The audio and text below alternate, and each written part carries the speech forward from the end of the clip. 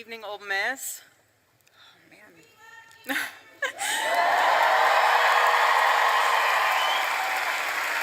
Love you guys, too. Oh, it's hard not to cry after watching that. I haven't seen that portion of him saying that video since that day happened. But Charlie, when he came onto campus, he loved to immerse himself in the culture of the campus that he was in. And so, from word on the street, you guys have a chant out there. I hear it's a good one. It's hotty toddy.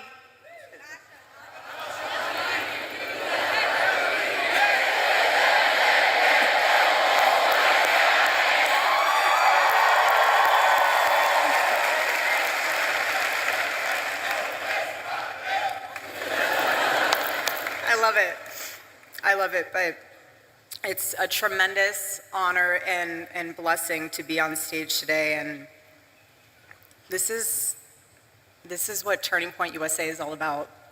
This is what the future of our country is all about, and I want to thank you all also on a personal level for all of your prayers and all of your support, not only for our family, but for the Turning Point USA family, which includes all of you, especially those that are students, a part of the Turning Point USA chapter at Ole Miss. So I love you guys, truly. This whole, you guys have no idea how helpful it is to have all of you in my life, because you help me feel even more deeply connected to my husband. And I thank you for that. I thank all of you for that.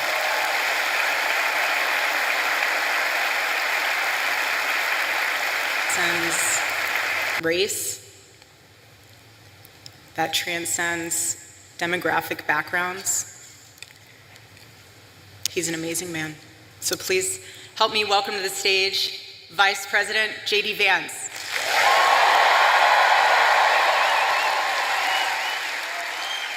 I am honored to introduce a friend of mine, somebody that I have just been so thrilled to see ascend American politics. His story is uniquely American. Growing up in poverty, difficult circumstances, serving his country honorably and heroically in the United States Marine Corps, being an America First champion in Congress, and somebody who I know will bring this vision to make America great again. Join me in welcoming JD Vance, everybody.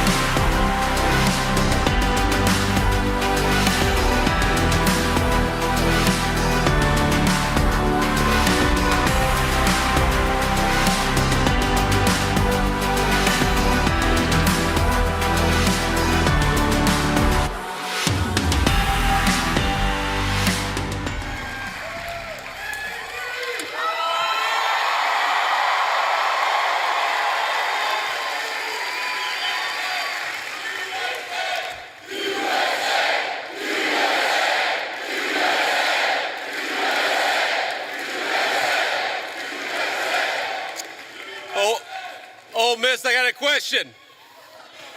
Are you ready?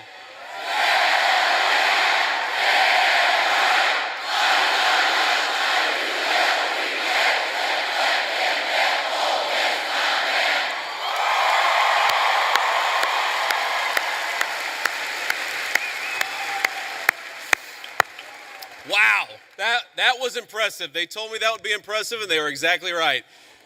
So let me say a few words of thank you first to my dear friend and the widow of my dear friend Charlie Kirk. Erika, you have been such an amazing inspiration to the entire country. How much do we love Erika Kirk? She's done a hell of a job.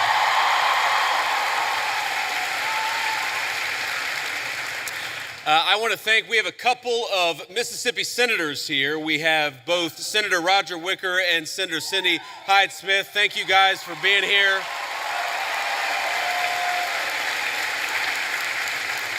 We have the governor of Mississippi with us. We got an all-star crowd here. Governor, thank you for being here.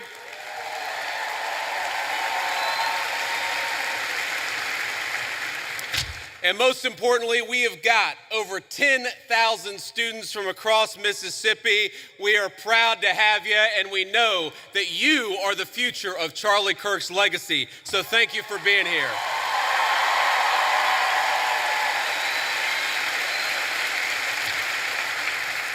You know, I got this whole speech written, and I'm not going to deliver any of what I had written. I'm just going to speak from the heart, because that's what Charlie would so often do. And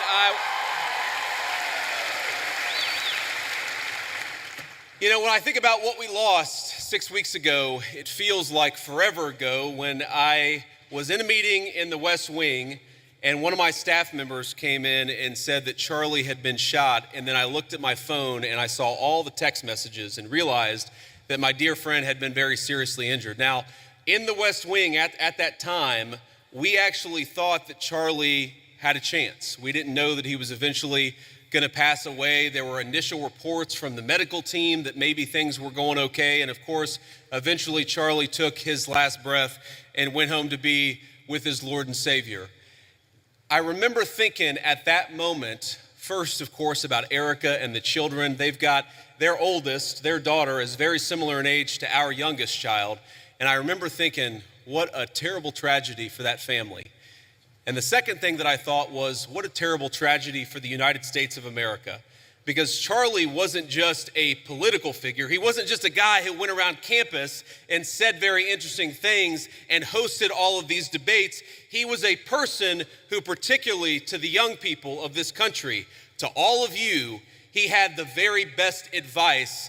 And I think that's the most important way for me to honor Charlie, which is to repeat that advice, something I found true in my own life. Charlie wanted all of you, whatever life path you chose, whatever career you chose, whatever you ultimately did for a living, Charlie wanted you more than anything to invest in the things that were worth having, to build a life that was worth building. And that started, the most important advice he ever gave you was fall in love, get married, and start a family. And I can't honor Charlie without repeating that most important advice.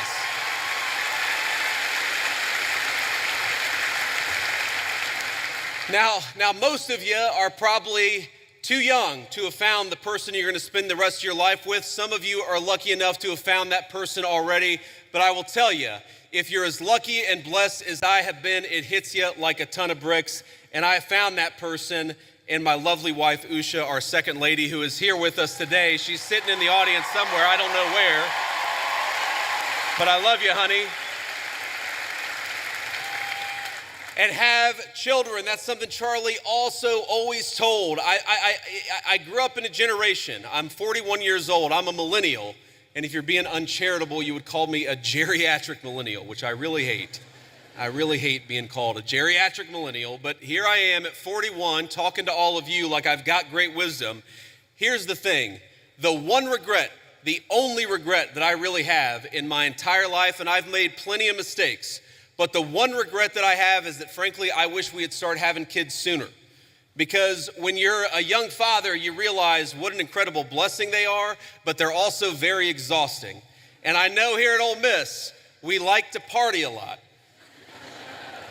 And I know at Ole Miss, occasionally some of you will have a few drinks on a Friday or Saturday, or hopefully not a Tuesday night, but I'm sure that happens from time to time here in SEC country. But here's the thing. When you go out until 3 in the morning and wake up at 6 a.m. for class, the thing that I've learned in my old age is that incredible energy, God actually meant it for another purpose, and that purpose was to help take care of a family. So while you're young, have those babies if you're able to. That's something Charlie said all the time.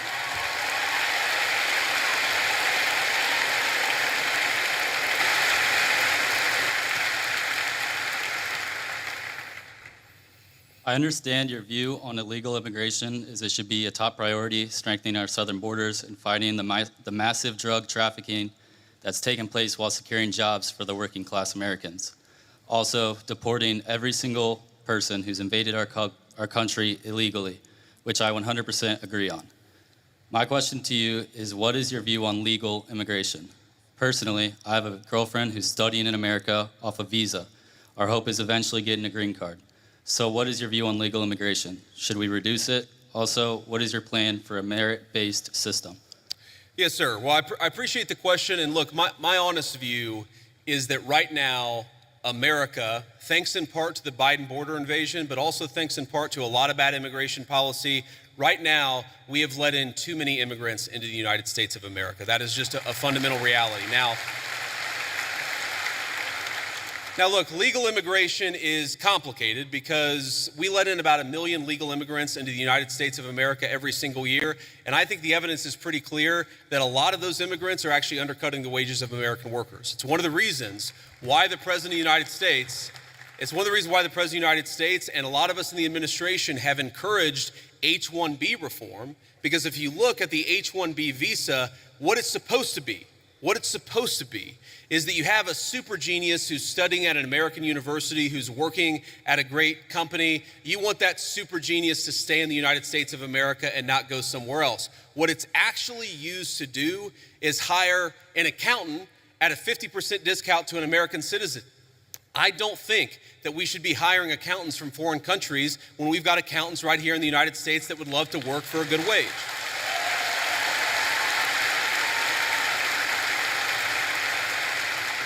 Now, you asked about, I think, your girlfriend, you said, and I obviously don't know the full details about your situation, but my view is, look, there are people who want to come to the United States of America, and some of them, I'm sure, can enrich the United States of America by coming here, but we have got to get our overall numbers way, way down. Too many people have come into the United States of America. I am married to the daughter of immigrants who came to the United States in the 1980s. I do believe that many immigrants do in fact enrich the United States of America, but here's the problem.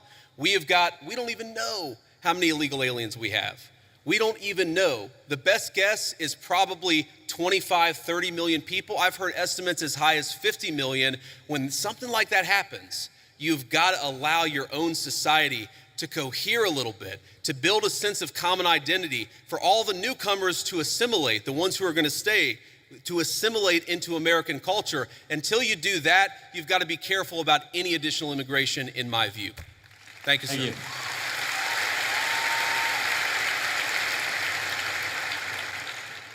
Hello, I have a question about Israel and Trump's policy towards it.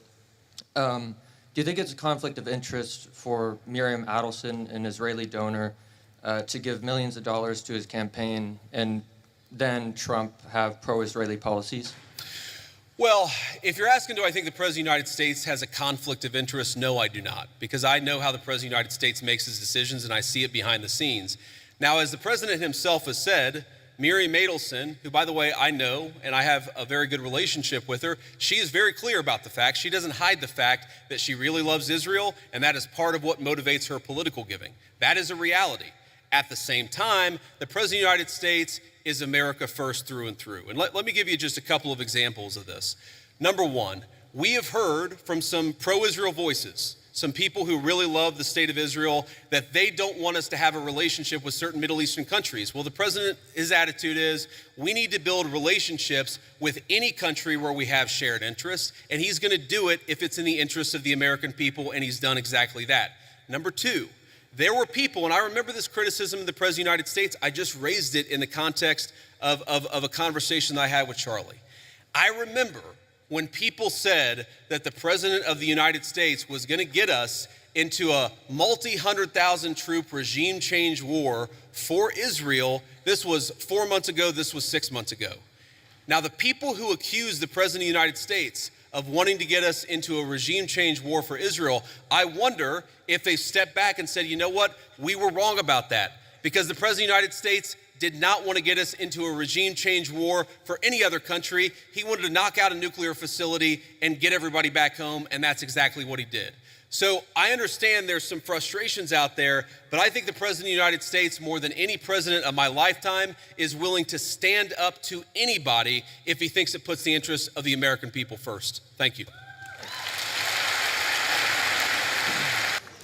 Thank you for the opportunity to speak. I'm a Christian man, and I'm just confused why that there's this notion that we might have owe Israel something, or that they're our greatest ally, or that we have to support this multi-hundred-billion-dollar foreign aid package to Israel to cover this, to quote Charlie Kirk, ethnic cleansing in Gaza.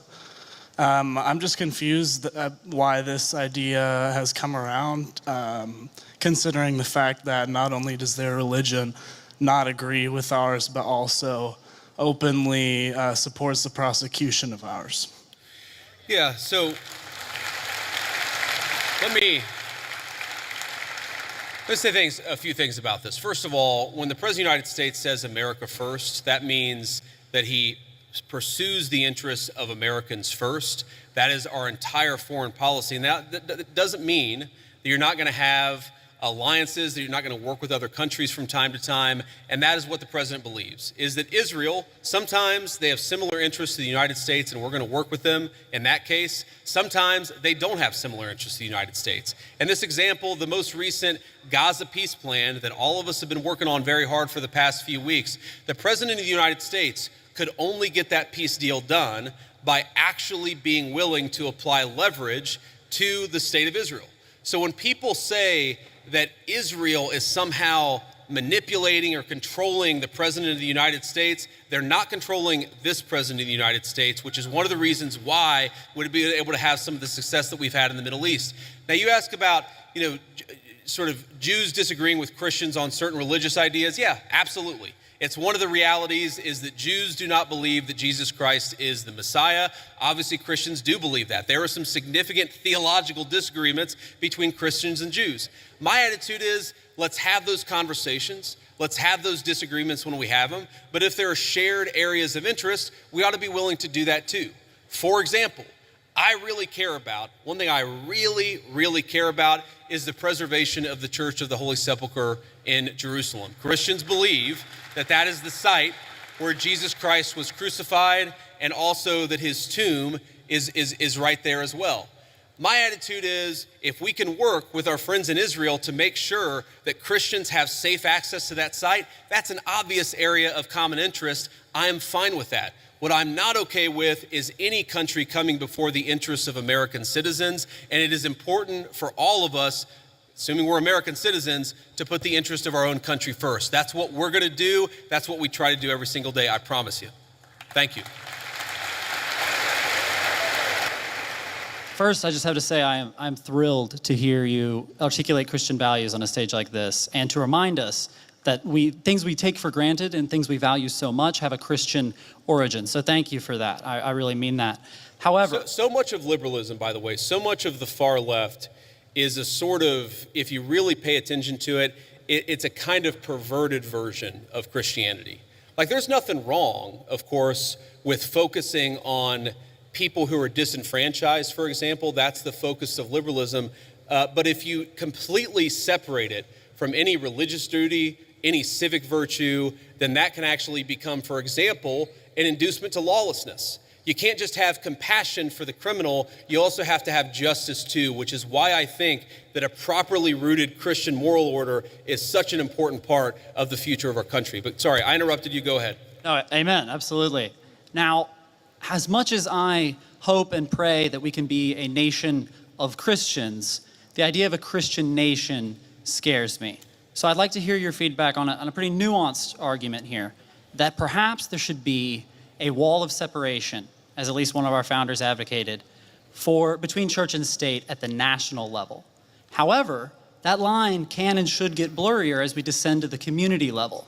And perhaps that is actually the system, the structure that our founders gave us when they said Congress shall make no law establishing a religious body. However, states did have close relationships with churches at that time. Yeah. Do you think that is a rationale that works? Do you think that is the way we should implement around these Christian values? So this is a very nuanced point, and I want to just make sure that everybody's kind of on the same page here. So if you go back to the First Amendment, it doesn't say separation of church and state. It says Congress shall make no law respecting an establishment of religion. But if you go back to the founding time, there were actually a number of states that had formally recognized churches. So there was the Anglican Church of Virginia. That was the official state church of Virginia. Maryland at the time was the only majority Catholic colony, or at least had a significant Catholic representation of the original 13 colonies.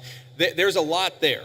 And yes, I do think that what happened is the Supreme Court interpreted Congress shall make no law respecting an establishment of religion to effectively throw the church out of every public space at the federal, state, and local level. I think it was a terrible mistake, and we're still paying for the consequences of it today. But if, and I think this is your point, if you were to undo that, if you were to get back to a system actually meant by the founders where Congress is not setting up an established religion, but people in their local communities can kind of do whatever it is that they want to do, I think that would be a better system than what we have today. But I think the most important principle that we have got to remember is you do not have to completely kick God out of the public square, which is what we've done in modern America. It's not what the founders wanted. It's not good for the United States of America. And anybody who tells you it's required by the Constitution is lying to you. Thank you.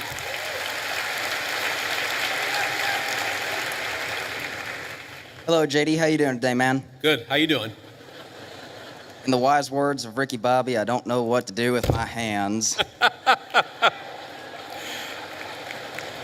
Don't feel bad. Neither do I half the time, man. Okay.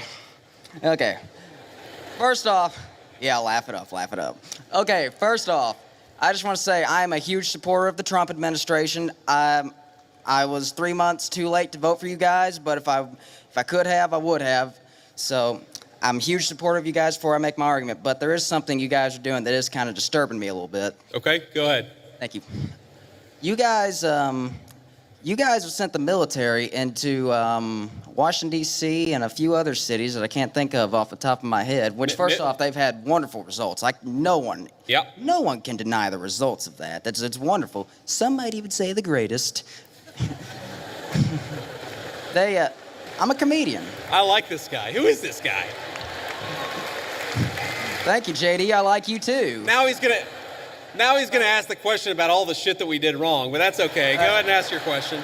But yeah, I'm just wondering, well, it's not necessarily something you did wrong, but it's what could someone else do wrong? Let's say we get a complete tyrant in office, and let's say Turning Point USA is having a huge protest against, something really bad that we don't like, and let's say he's, a president is saying that it's getting violent. How can we, I'm trying to think, my mind's kind of blank.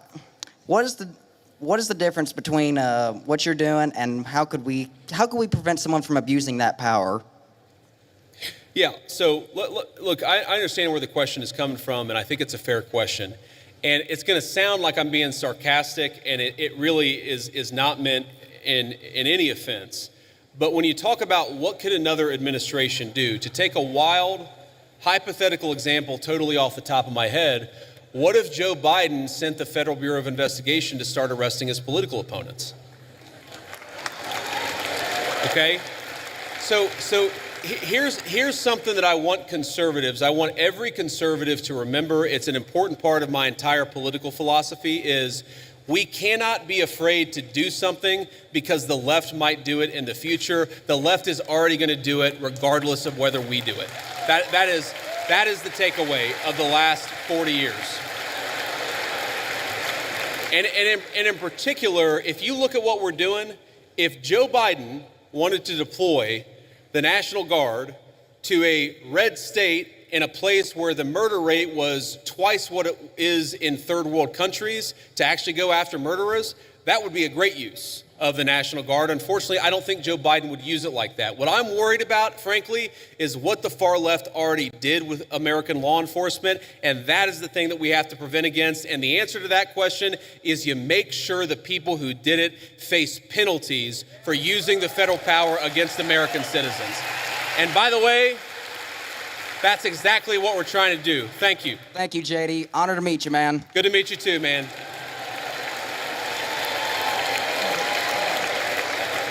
This will be the last question. Ricky Bobby, 2048. That's who I'm voting for.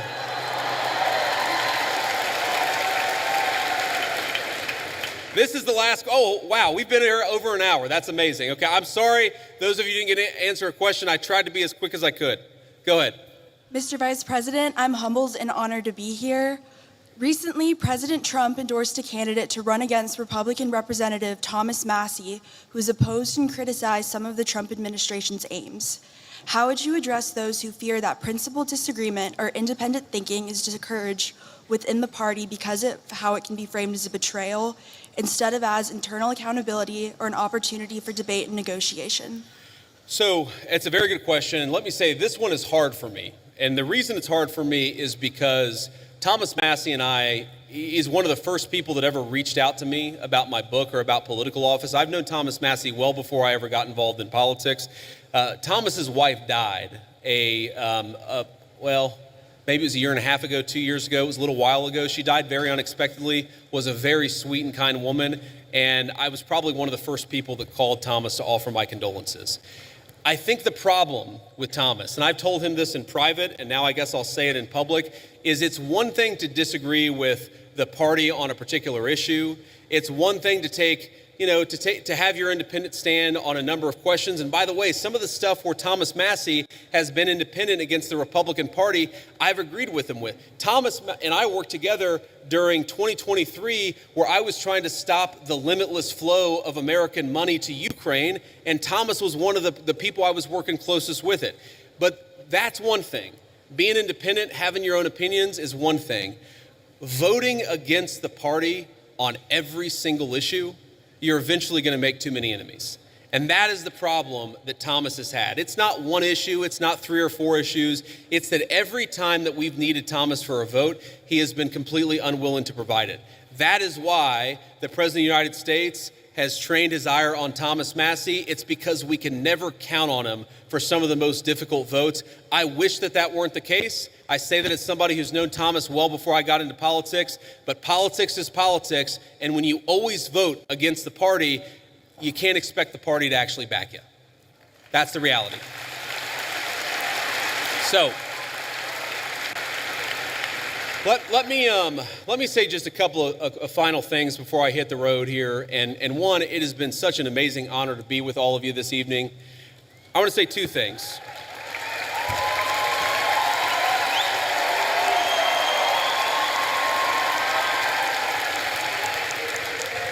I want to say 2 things. Number one, when I was back in my agnostic days and I was thinking about returning to my faith, I remember talking to a friend of mine and actually talking about, a number of things. And he said something to me that was really interesting. And I was talking about all the things that were going wrong.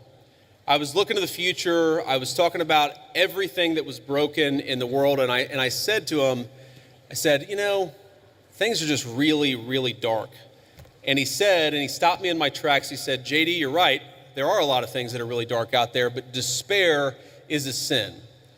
Now, I know not all of you are Christians, but for the Christians out there, I think that it is very important to remember that despair is actually a sin. It's okay to disagree. It's okay to criticize. It's okay to think that things aren't going well with a particular issue, but we are called to never give up hope. But I think one of the critical lessons of Charlie Kirk's life to his dying breath, this was a man who never lost hope in his creator and never lost hope in the United States of America. So let's remember that and carry that forward as a way to remember.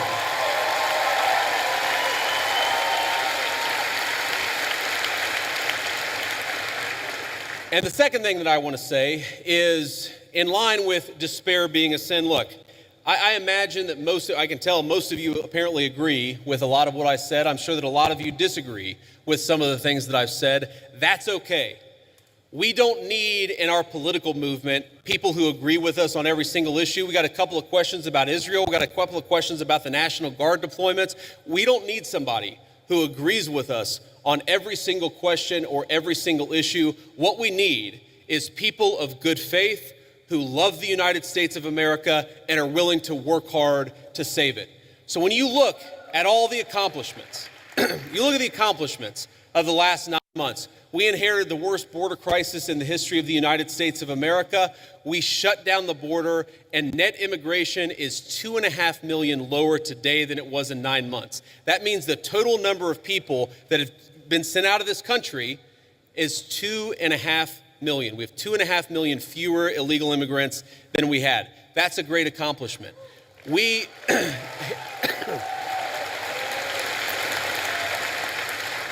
inherited a terrible affordability crisis from Joe Biden, and I'm not going to tell you everything's perfect because it was a real bad situation that we inherited, but inflation is consistently below economists' expectations, and we are chipping away at it every single day. We inherited an economy where we had the largest trade deficit in the history of the United States of America. In 9 months, Donald Trump's tariff policies have cut the American trade deficit by over half. That means we're making more of our own stuff, and we're actually employing American workers to do it. And all that is to say that very often, Charlie Kirk would call me and he would say, not attaboy, but he would say, do more, do more, do more. And I listened to Charlie because he was a dear friend and because I knew that he loved this country. My point is, the best way in your life to honor Charlie Kirk's legacy, it's not to despair, but to hope in the future of this country. If you disagree with something, then get involved in the movement to save this country. If you think that we could be doing more, then pick up the phone and get involved in the effort to change our minds and change the future of the United States of America in the process. My friends, the rebels of Ole Miss, despair is a sin. Do not give in to despair. Let's keep fighting to save the United States of America. Thank you and God bless you.